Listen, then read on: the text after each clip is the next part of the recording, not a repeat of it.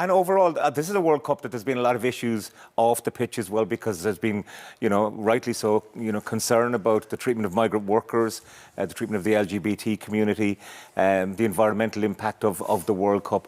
Do you think it's fair on the players that they've had to address all those issues? I think what is not fair is for the player to understand or not to understand how powerful they are. I think football is a beautiful game. I love the game. I've learned more in football than with my parents. And the players have to understand that it's what you're doing on the pitch who has an impact on other people.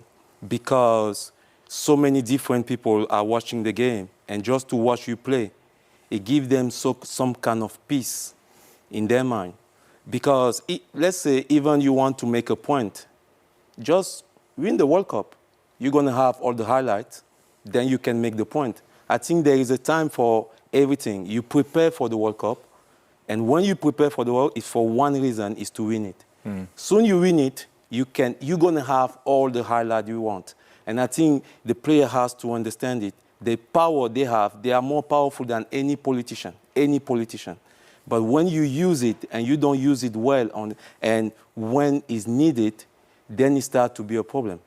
Do you think, Kenny, that the whole armband issue, the fact that we've been talking about it so much and we continue to talk about it, is that a win in a sense for the visibility of gay rights? Because if they had worn it and then the first game was over and they didn't wear it again, it would have been just a passing gesture.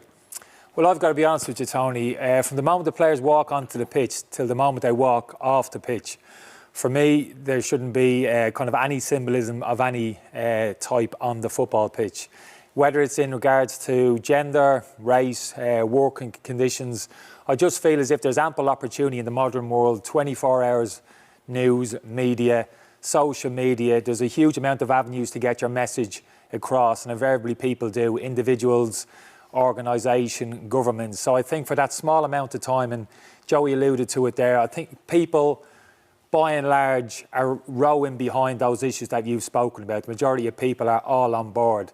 But I think for a small moment in time, maybe two-hour period when the game's on, people maybe, I think it's fair to say they can park those issues just for a 2-hour period and fully concentrate on their football, because it is a release. There's so much going on in the world, living crisis, wars here, there and everywhere, so much kind of dark clouds around the place. I think sometimes people, what they do, they love that release of their football.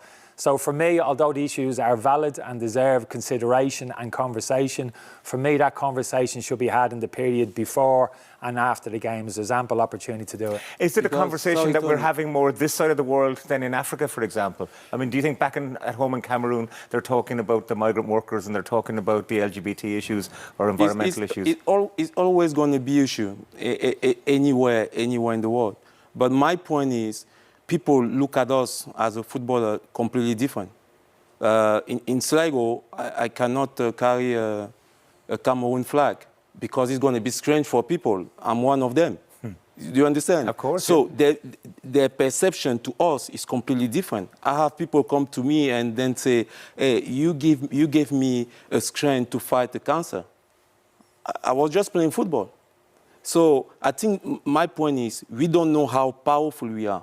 We don't know what the football can bring. There is a reason why you see the country won the World Cup. Because politicians understood how football is powerful. Only footballers, they don't understand how powerful they are. But politicians understood it, and everyone wants the World Cup.